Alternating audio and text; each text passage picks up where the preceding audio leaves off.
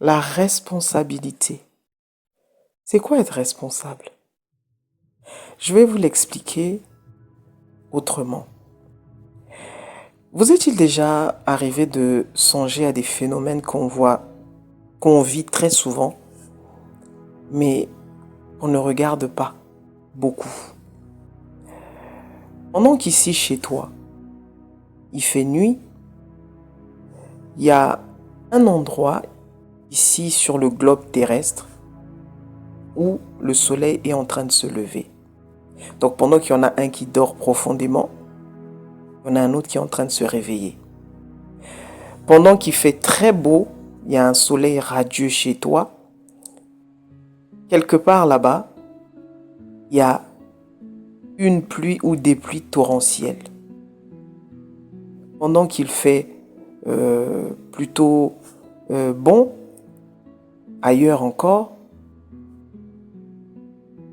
c'est le froid glacial quelque part dans le monde. Mais on n'est pas en train de parler de différentes planètes. On est tous sur la même plateforme. Pourquoi je prends tous ces exemples? C'est juste vous expliquer la corrélation, la cohabitation de tout au même moment. C'est-à-dire que tout est en train de se passer au même moment, le même jour, au même instant, mais à des régions différentes. Pendant que toi, tu es en train de dormir, il y a quelqu'un qui est en train de s'échapper d'un tremblement de terre quelque part. Il y a quelqu'un qui est en train de s'échapper d'une inondation après une forte pluie. Et ça, c'est ce que nous vivons chaque jour. C'est juste pour vous dire que tout est appelé à exister et à coexister. Tu ne peux combattre ce que tu ne veux pas que par ce que tu veux. Je vais le dire autrement.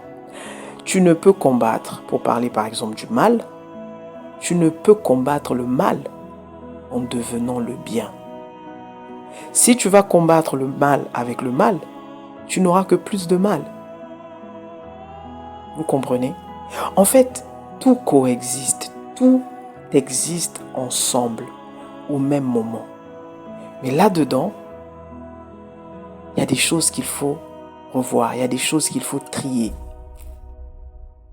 Trop souvent, on essaie de justifier nos échecs parce qu'on nous a fait, parce qu'on ne nous a pas fait, parce qu'on nous a donné, parce qu'on ne nous a pas donné, parce qu'on nous a aidé, parce qu'on ne nous a pas aidé. Et c'est là où vous perdez votre responsabilité. C'est là où vous perdez votre pouvoir. C'est réellement un pouvoir, celui-là du choix. Le Créateur vous a donné ce pouvoir qui est le choix. Personne ne pourra jamais choisir à ta place. Personne. Même quand celui qui te donne des conseils te les donne, tu restes celui qui prendra la décision finale dans ton esprit, dans ton cœur. Donc le choix, c'est ce qui t'a été donné de plus précieux. Parmi les choses précieuses. Pour vivre cette expérience-là, tu es constamment face à un choix. Constamment. Et à quel moment ta responsabilité intervient? Justement, quand tu fais les choix. C'est dans la qualité de tes choix que tu vas déterminer ce que tu vas vivre par la suite. J'entends trop souvent, même en coaching, même dans les... même quand je discute avec les gens pour échanger des idées et tout ça, il y a trop souvent de personnes qui vont te dire « Oui, mais moi, si j'en suis là, c'est parce que ceci... » C'est toujours la faute à quelqu'un. C'est toujours la faute à quelque chose. Si ce n'est pas le gouvernement, c'est les parents. Si ce n'est pas les parents, c'est les enfants. Si ce n'est pas les enfants, c'est le mari ou c'est la femme. C'est toujours à cause de quelque chose ou de quelqu'un qu'on n'est pas où on voudrait être. Et c'est là où on a tout faux, les amis. On a tout faux. Tant que tu es dans cette espèce de victimisation où tu te dis que c'est pas moi, tu es en train ici de t'attendre à quelque chose à l'extérieur qui doit venir te sauver. Notamment, on attend des anges, on attend des bienfaiteurs ou des bienfaiseurs, on attend On attend des gens qui viennent nous sortir de la merde, d'où vous allez entendre ces discours du genre, le jour où j'aurai de l'argent, je construirai des immeubles. Le jour où je ferai ceci, je me marierai. Le jour où je ferai ceci, j'aurai des enfants. Vous voyez, tout est toujours conditionné par quelque chose qui viendrait de l'extérieur pour nous aider. En réalité, tu as tout là où tu es. Là, à l'instant T, tu as tout. Pourquoi? Parce que tout ce qui existe a commencé par une idée. On est sur cette terre-là pour créer et co-créer ensemble. Vous voyez? Tout a été donné. Tu commences tout par ta pensée, par une intention. Et tout a commencé par un rêve, tout a commencé par une intention. Il n'y a rien qui est sorti de nulle part, mais l'homme en est la source. Par quoi? Par sa pensée, par son idée, par son intention. Donc, quand tu cherches l'argent, non, quand j'aurai l'argent, mais cet argent va sortir d'où? Cet argent sortira toujours de toi. Quelle source tu attends à l'extérieur qui va venir te donner l'argent dans un sac? Même celui qui viendra te donner l'argent dans un sac, il doit te donner cet argent pour une bonne raison. Quelqu'un ne se réveille pas un matin et va frapper au hasard chez un voisin et puis va lui donner 100 millions d'euros. Il y a nécessairement quelque chose qui l'attire vers cette personne. Vous voyez? Peut-être qu'ils ont discuté de quelque chose auparavant qui fait qu'on puisse te donner cet argent. Mais ça vient et ça viendra toujours de toi. Et c'est ça que je voudrais que vous compreniez. C'est là que vous devez prendre votre responsabilité. Je me suis retrouvé dans la merde parce qu'un homme m'avait abandonné. Je me suis retrouvé dans la merde parce que je suis devenu la personne que je suis parce qu'une femme m'avait trahi. J'ai vécu trop de trahison. On m'a tourné le dos. Toutes ces choses-là, les amis, vous savez, on le dit souvent, il y a toujours pire que nous-mêmes. On a l'impression très souvent quand on vit des choses qu'on est les pires, qu'on est les plus à plaindre. Mais quand tu regardes autour de toi, quand tu daignes lever le regard et faire du 360 degrés, c'est-à-dire regarder, faire un tour, regarde autour de toi. Ce que toi tu méprises, ce que toi tu minimises, ce qui n'a pas d'importance à tes yeux, est de l'or pour quelqu'un. Ce que tu appelles petit travail que tu as là, il y a quelqu'un qui n'a pas ça et qui tuerait père et mère pour avoir ce que tu appelles petit travail. Ce que tu appelles petite maisonnette. Toi, tu as peut-être une maison construite en planche ou en tôle. Vous savez, les tôles, comme on dit en Afrique, des tôles.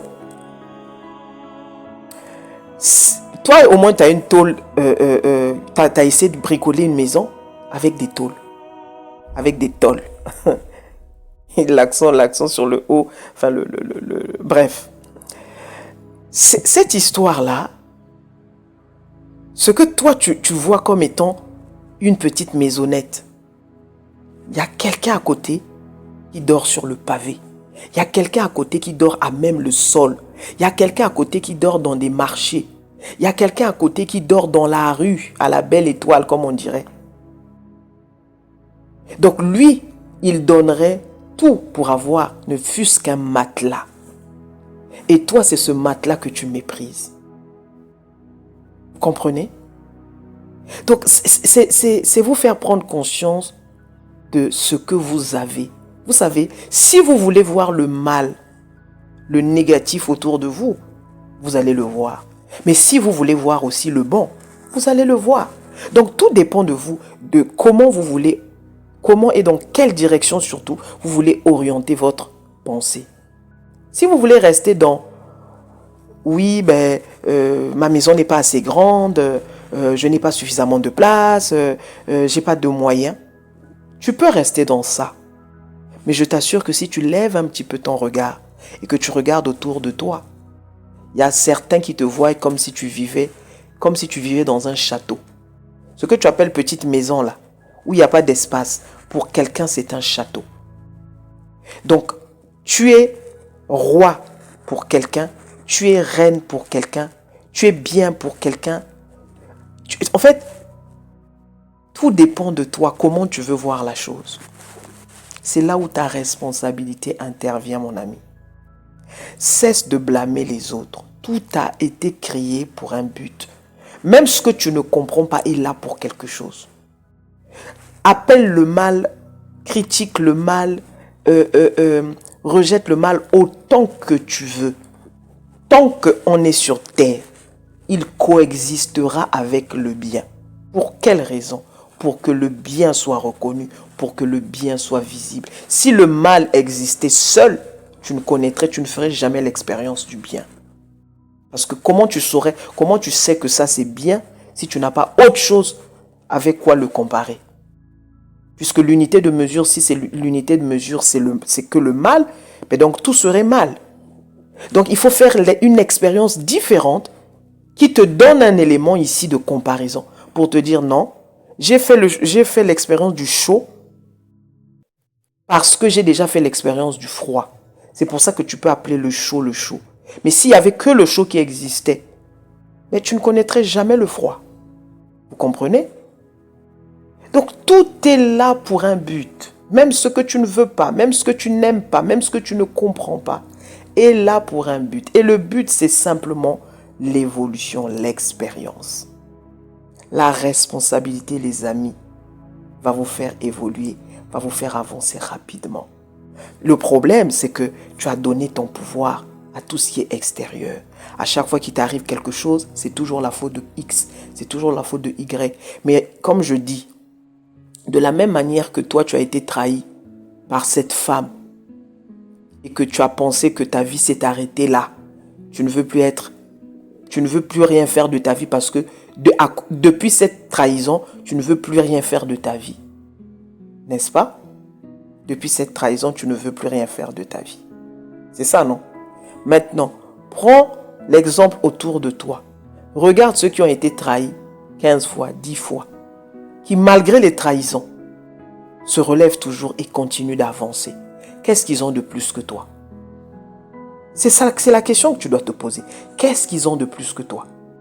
Celui-là qu'on a escroqué, celui avec qui on a commis une infidélité, celui qu'on a trahi, celui qu'on a rejeté. Tu sais combien d'enfants sont rejetés à chaque heure, à chaque minute, à chaque seconde? Tu sais combien d'infidélités sont commises? Tu sais combien d'escroqueries sont commises à chaque instant? À chaque instant, il y a un bien qui se fait, il y a un mal qui se fait. C'est pour ça que je vous ai pris l'exemple du temps. Au même moment, il y a le soleil qui est en train de se lever de l'autre côté. De l'autre côté, c'est la nuit. Le soleil est en train de se coucher. De l'autre côté, là-bas, il fait froid. De l'autre côté, là-bas, il gèle. De l'autre côté, là-bas, c'est la pluie. Et tout est là au même moment en train de coexister, mais dans différentes régions. Mais on est tous sur la même plateforme.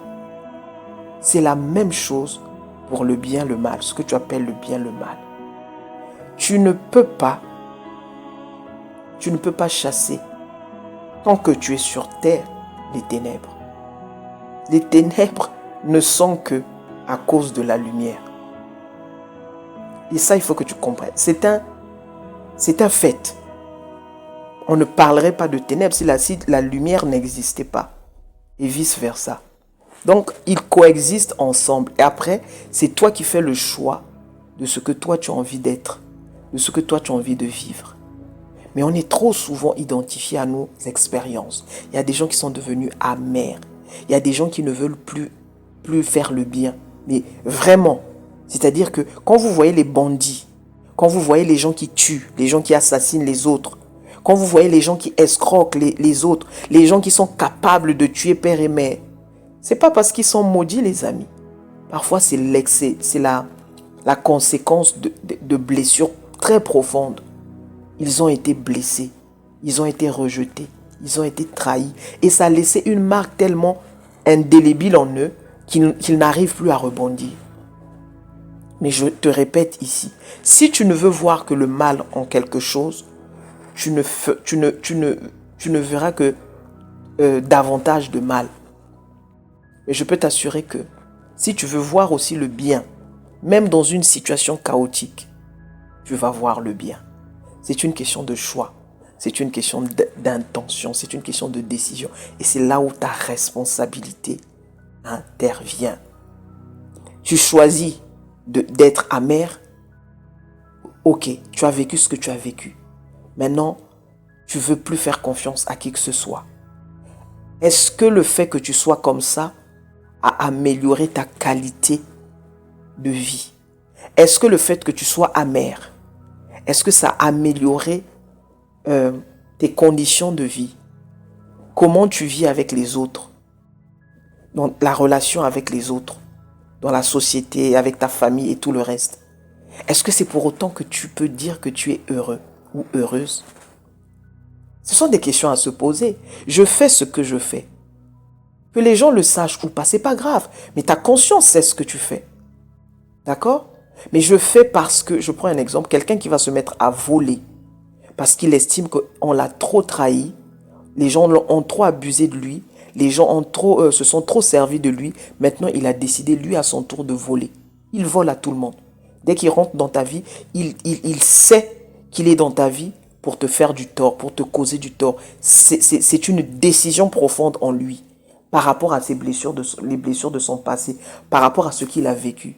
Ok. Maintenant, le fait que à chaque fois on t'attrape, parce qu'après les gens finissent par savoir que c'est toi le voleur. Les gens vont t'insulter, les gens vont te rejeter. Dans certains cas, tu vas peut-être même te retrouver au Niouf, tu vas te retrouver en prison, tu vas te retrouver dans des situations difficiles, à avoir à payer faire des reconnaissances de dette. Est-ce que c'est cette vie-là qui vaut le coup ça vaut le coup de vivre comme ça? Si c'est ce que tu veux, mais tu vas continuer de le vivre. Mais n'attends pas que quelqu'un puisse prier pour toi pour que tu sortes de là. Il y a une conscience ici. Tu dois prendre conscience ici de toi. Tu regardes ta vie. Ok, ça m'a apporté quoi? J'ai escroqué là-bas, j'ai volé ici, j'ai fait ci, j'ai fait ça. Aujourd'hui, qu'est-ce que ça m'a apporté? Est-ce que c'est pour autant que j'ai beaucoup d'entreprises? Est-ce que ça marche vraiment pour moi? Est-ce que je peux dire que je suis en paix? Est-ce que je dors tranquillement? Est-ce que j'ai la joie de vivre? Et je t'assure que tu te rendras compte que tu es toujours aussi malheureux que si tu ne volais pas. Pourquoi? Parce que personne, je dis bien personne, ne peut être épanoui en dehors de l'amour. C'est la seule vérité, c'est la seule véritable loi, l'amour. L'amour, c'est l'énergie qui nous a créés. Donc c'est notre énergie source. On ne peut pas vivre sans. C'est pourquoi on est aux abois. C'est pourquoi la douleur nous met dans une situation inconfortable. C'est pourquoi nous n'aimons pas souffrir. C'est pourquoi tout le monde, nous recherchons la paix à notre façon, à notre niveau. Même celui qui vole, quand il va voler, vous pensez que c'est parce qu'il a envie de faire du mal à quelqu'un? Non, non, non, non, non. Quelqu'un ne vole pas pour faire du mal. Quelqu'un vole pour se faire du bien à lui. Donc là, voilà son niveau de conscience qui est là, qui est en train de dire, ok, j'ai besoin de voler parce que je n'ai pas mangé, par exemple, depuis 2 jours. Il faut que j'aille voler une baguette de pain dans cette boulangerie. Mais vous allez dire quoi? Vous allez dire que non, il a causé du tort au boulanger. Oui, effectivement, ça c'est la conséquence. Mais lui, à la base, quand il prenait ce bout de pain, c'est parce qu'il n'a pas mangé en fait. Vous comprenez? Donc tout ce que nous faisons, c'est toujours teinté avec cette énergie de l'amour. Parce que l'amour, c'est notre énergie mère. Tu ne peux rien faire sans amour. Maintenant, il y a l'amour à différents niveaux. Il y a l'amour à différents niveaux. Celui qui est hyper jaloux. Celui qui est hyper jaloux au point d'aller cogner sur sa femme. Jaloux pourquoi? Parce qu'il y a un homme qui a regardé sa femme et dans sa tête, il s'est fait plein de films. Et là, il commence à cogner sa femme et tout. Qu'est-ce que cette jalousie est en train de dire? Cette jalousie, effectivement, est en train de montrer et de démontrer ici qu'il y a un problème de blessure en lui-même. C'est-à-dire que c'est un homme qui est blessé, il y a des insécurités, il y a plein de choses. Mais c'est sa façon à lui d'aimer. Vous voyez? C'est un niveau très bas de l'amour. Mais c'est comme ça qu'il aime. Pourquoi? Parce que c'est ce qu'on lui a appris. C'est comme ça qu'il a appris. On ne lui a pas appris à aimer autrement. Donc il va être possessif parce que pour lui se dit, je dois protéger mon territoire. C'est une protection.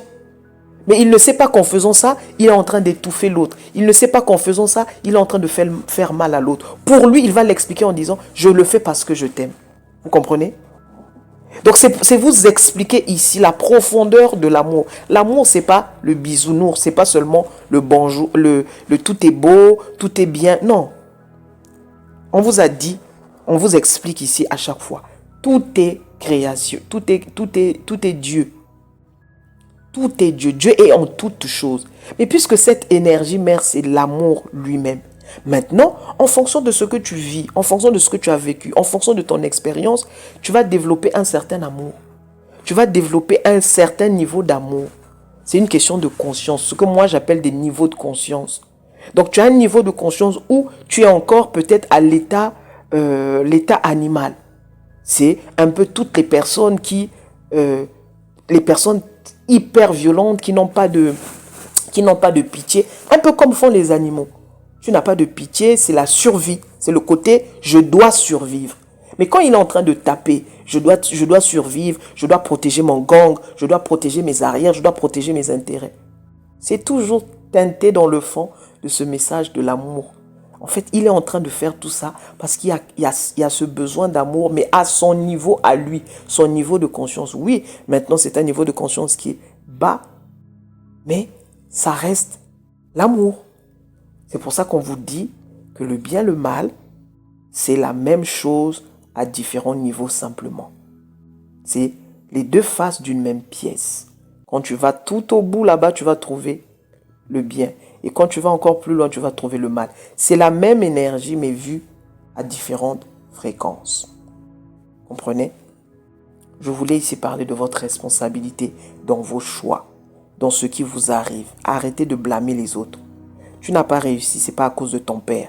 C'est parce que tu as décidé de tenir ton père pour captif, parce que ça t'arrange de le garder là comme étant ton petit esclave dans ton esprit.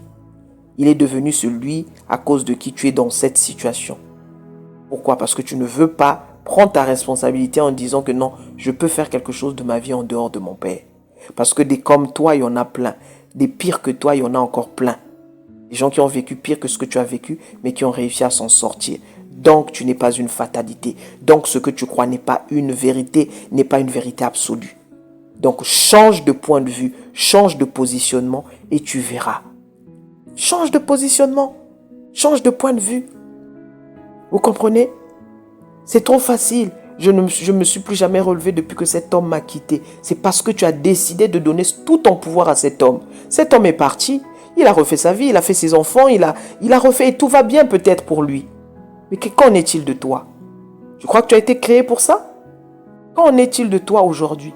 Tu continues à parler d'un homme qui est passé dans ta vie pendant 6 mois, mais tu continues de parler de lui 15 ans plus tard. Tu es resté accroché là-dessus parce que tu attends qu'un sauveur vienne te trouver. Et à partir de là, tu n'as plus jamais eu confiance aux hommes. Tu n'as plus jamais voulu croire aux hommes. Et tu veux nous faire croire que c'est la faute des hommes. Je suis désolé, tu as connu un homme, tu n'as pas connu tous les hommes. Et tu as connu cet homme-là parce que tu avais des choses à apprendre avec cet homme-là. Personne n'est dans ta vie par hasard. Tout est orchestré à la perfection parce que l'univers ne se trompe pas. Donc celui qui était dans ta vie là, c'est celui qu'il te fallait. Donc ne cherche pas la bonne personne quelque part. Toutes les personnes qui sont dans ta vie, ce sont les bonnes personnes au moment T. Parce que c'est à ce moment-là, il y a des choses que tu dois apprendre, il y a des choses que tu dois comprendre par rapport à cette interaction que vous allez avoir tous les deux. Vous comprenez? Mais ta responsabilité ici, c'est de se dire, j'ai appris, j'ai compris. Il y avait ça à revoir en moi. La prochaine fois, je ferai mieux et avancer.